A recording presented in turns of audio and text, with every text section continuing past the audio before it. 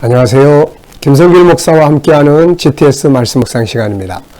오늘은 5번째 주간의 넷째 날 묵상입니다. 오늘 묵상의 주제는 하나님의 마음을 느끼고 또 하나님과 소통하고 또 주님의 관점으로 세상 보기가 되겠습니다. 같은 일이라도 인간의 눈으로 보는 것과 하나님의 눈으로 보는 것은 전혀 다른 일이 되죠.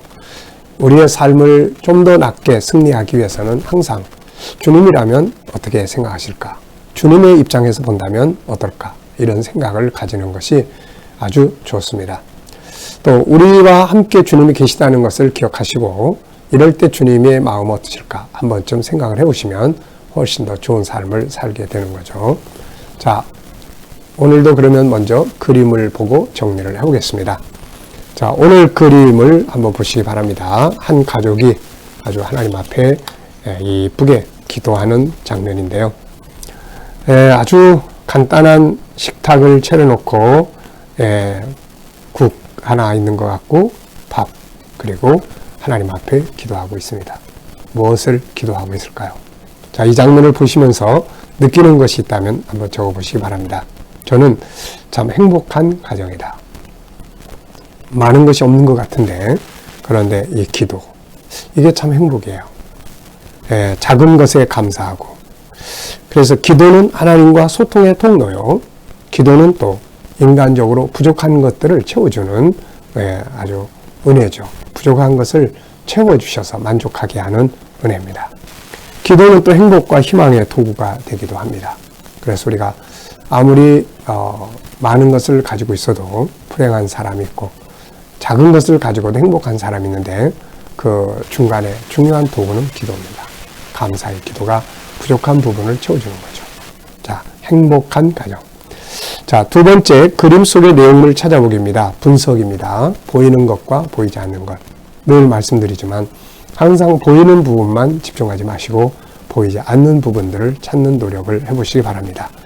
자, 여기서는 이제 눈에 보이는 것은 기도하는 가족 3사람 그리고 밥상 올려져 있는 밥 국 냄비 하나 있고 숟가락들이 있습니다. 그리고 호롱불이 있고요.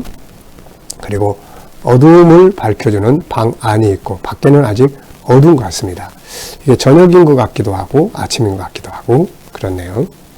자, 보이지 않는 부분은 뭐가 있을까요? 우선 기도하는 이 가족들의 마음이 있고요.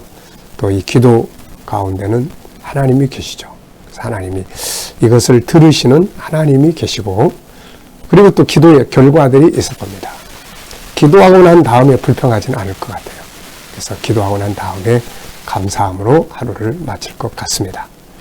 자, 세 번째입니다. 그림에서 가장 중요한 것은 뭔가요? 자, 우선 저는 하나님과의 소통이라고 적었습니다. 하나님과의 소통하는 삶. 이것은 참 아름답고 소중한 것입니다. 자, 네 번째는 이제 기억력을 향상시키는 건데요. 기도와 관계돼서 기억나는 것들이 있어 한번 적어보시죠. 네, 또 뭐 밥상에 있는 밥과 관계된 내용이 있으면 한번 적어보셔도 되고요. 뭐가 됐든 간에 이걸 보시면서 떠오르는 이야기, 사람, 사건을 또 성경을 적어보시면 됩니다. 저는 기도와 관계된 내용을 좀 적어봤는데요. 우선 데살로니가 5장, 데살로니가 전서 5장 17절. 네, 쉬지 말고 기도하라. 또 마태복음 26장 십자가를 앞에 놓고 감사 기도하셨던 예수님의 모습. 다니엘서 6장 10절에서 사자굴 속에 들어간다는 걸 알면서도 하나님 앞에 감사함으로 기도했던 다니엘. 참 정말 감동적인 내용들이죠. 제 인생에서의 기도는 어떤 역할을 했느냐. 저는 위기 속에서의 기도, 위기 해결을 해주었던 결과들을 경험을 했습니다. 무엇인가 진행하려고 할 때 또 기도를 하죠. 뭔가를 이렇게 진행하려고 할 때. 기도는 담대함을 줘요. 그래서 그 일을 진행하게 만들어줍니다. 또 지쳐서 쓰러져 있을 때, 다 내려놓고 포기하고 싶을 때, 이때 기도는 새로운 용기를 줍니다. 그래서 참 기도는 우리가 승리하는 중요한 힘이다.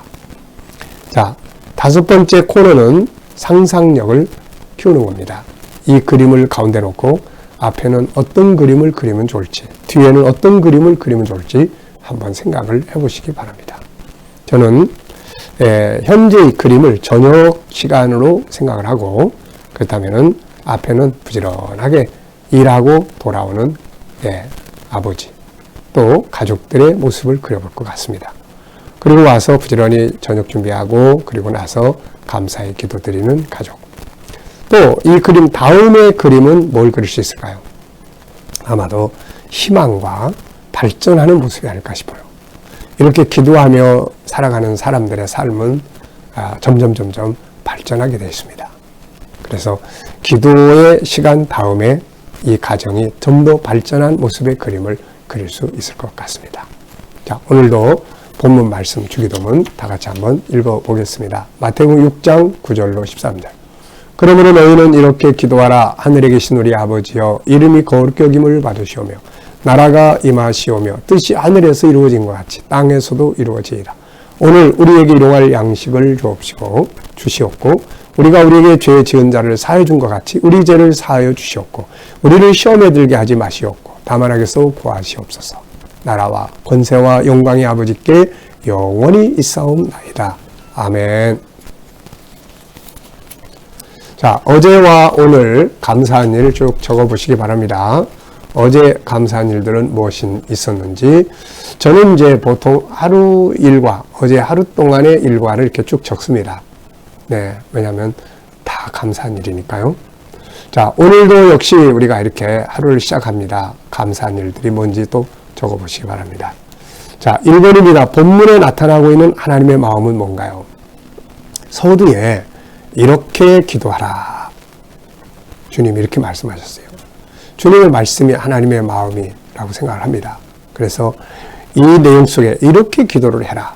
너희들은 이렇게 기도해야 된다. 그러면서 내용을 가르쳐줬죠. 그래서 우리가 꼭 필요한 기도, 그리고 올바른 기도는 이렇게 하는 거야. 올바른 삶은 이렇게 사는 거야. 요거를 하나님이 우리에게 보여주시는 것 같습니다. 그래서 주기도문을 항상 기도의 제목으로 하고, 내 기도하는 것들을 주기도문과 비교해서 주기도문에 있는 기도들을 함께하게 하고, 내가 살아가는 삶에서 주기도문을 항상 점검해서 이 내용들을 오늘 우리가 살아야 되겠다, 이렇게 생각을 하고 살아갈 수 있어야 하겠습니다. 하나님은 이 기도를 우리가 꼭 하기를 바라시고 이 기도의 내용대로 살기를 바라시고 계시는 거죠. 자, 두 번째입니다. 하나님의 뜻보다는 자기 뜻만을 생각하고 사는 사람들을 보실 때 하나님 마음은 어떠하실까요? 모든 사람은 사실 자기 마음의 뜻대로 행동을 하는 경우가 많습니다. 하나님의 뜻을 생각하고 그 뜻에 맞도록 자기 생각을 버리고 사는 게 사실 쉬운 일은 아니거든요. 자, 그러나 어쨌든 자기의 뜻대로, 자기 고집대로, 자기 생각대로 사는 사람들을 보시면 하나님께서 안타까워하시겠죠. 그거 아닌데 또 그 길로 가고, 그럴 때 많으니까요. 그래서 우리가 한 번쯤은 내가 어떤 뜻을 정했어도 멈춰서서 하나님의 뜻은 뭘까? 이럴 때 주님은 나에게 뭘 원하실까를 한 번쯤 생각해보고 그 길로 가는 것이 좋죠. 자, 솔로몬 같은 사람, 처음엔 하나님의 뜻에 맞도록 행동하다가 나중에는 자기 멋대로 행동을 하게 되죠.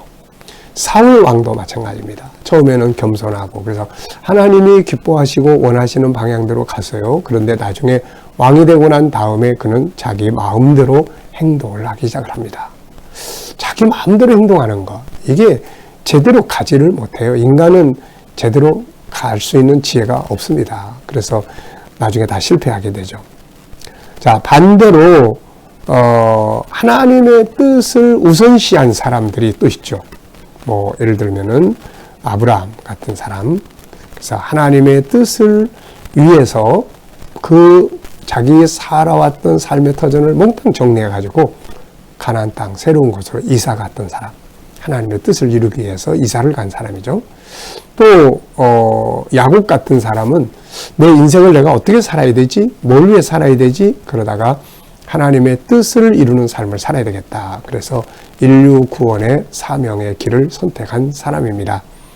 그리고 이제 다윗 같은 사람도 항상 이 사람의 장점은 항상 하나님의 뜻이 뭐지? 이걸 생각하고 사는 사람이었어요. 그 대표적 사건이 두 개가 나오잖아요. 하나는 사울이 자기를 죽이려고 쫓아다닐 때 외나무 다리에서 만납니다. 굴 속에 있는 사울을 만나서 죽일 수 있었지만 다윗은 거기서 하나님의 기름 부은 자를 내 손으로 해야 하는 것을 하나님 원하지 않는다. 그리고 하나님의 뜻을 생각하고 그냥 조용히 또 도피하기 시작을 합니다. 참 얼마나 하나님 보시기에 좋았을까요? 또 그가 왕이 된 다음에도 역시 그는 또 계속 고민을 합니다. 하나님, 나에게 왕위를 주신 하나님의 뜻은 뭐예요? 자기가 목동으로 일하던 사람이 이렇게 하나님 높여주셔서 이스라엘 왕이 됐는데 하나님의 뜻은 뭘까? 그래서 그가 깨닫고 행동한 것이 바로 법궤를 옮겨오는 일이었고 성전 건축에 대한 계획을 목표를 정하고 하나님 앞에 약속했던 내용입니다. 평생 그걸 준비하며 살았던 거죠. 자, 그래서 하나님의 뜻을 생각하고 사는 사람들은 다 잘 돼요. 하나님이 은혜를 주시기 때문에. 그래서 오늘도 우리가 하나님의 큰 뜻인 선교 사명과 함께 또 살아가면서 수시로 아버지의 뜻이 뭘까를 생각해 보는 것, 이게 중요합니다. 자, 세 번째입니다. 다른 사람의 허물은 용서하지 않으면서 자기 죄만 용서해 달라고 하는 사람 보실 때 하나님 마음 어떠실까요? 우리가 볼 때는 어떻습니까? 다른 사람은 자기는 용서 안 하면서 용서해 달라고만 한다 그러면 이게 좀 뻔뻔하잖아요. 하나님도 속상하실 겁니다.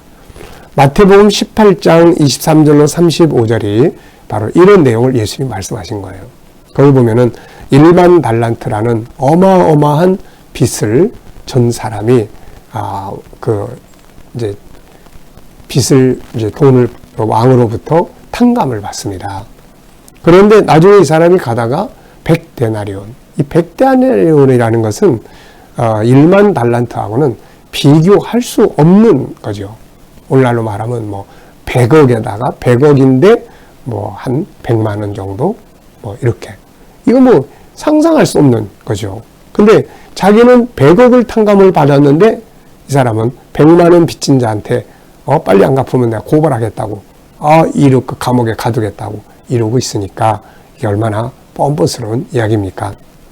자, 우리가 그래서 하나님 앞에 죄사함을 받은 우리가 항상 해야 될 일은 이 죄사함을 할 수 있는, 다른 사람의 잘못을 용서할 수 있는 마음이죠.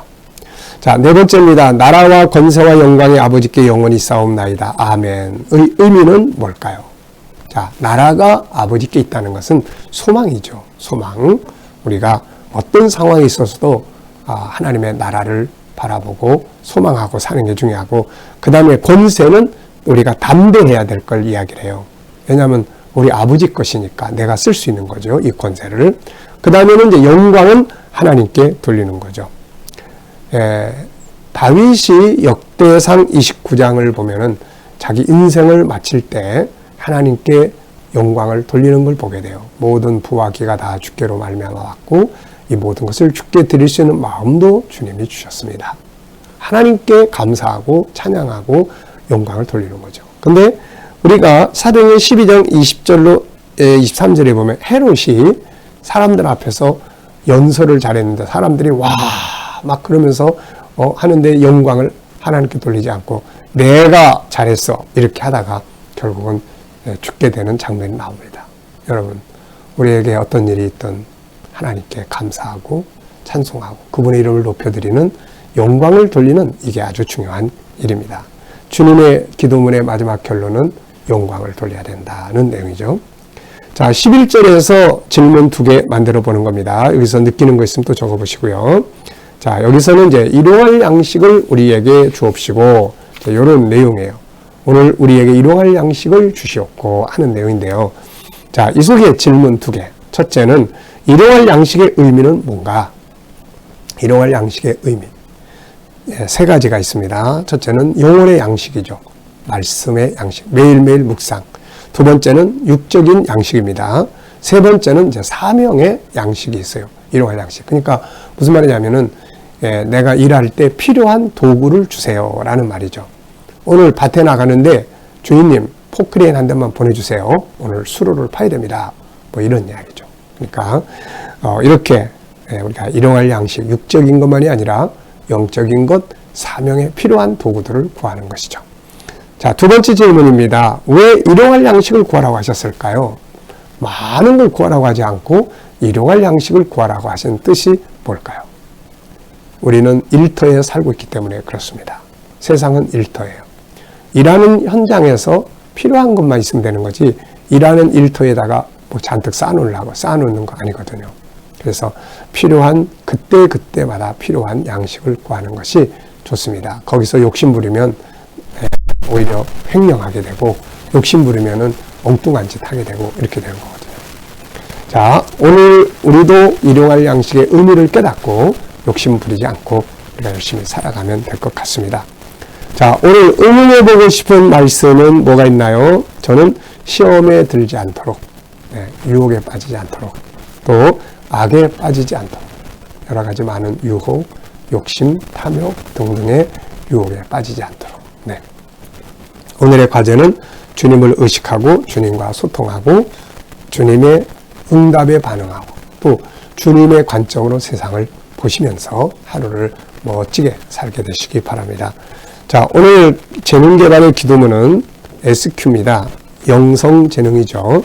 하나님과 소통하고 하나님의 뜻을 따라가고 하나님의 것을 구별하고 성경을 사랑하고 십자가와 천국을 잘 알고 올바른 정체성을 갖고 올바른 가치를 살며 행복한 삶을 만들고 문제 해결 능력을 키우는 것이 되겠습니다.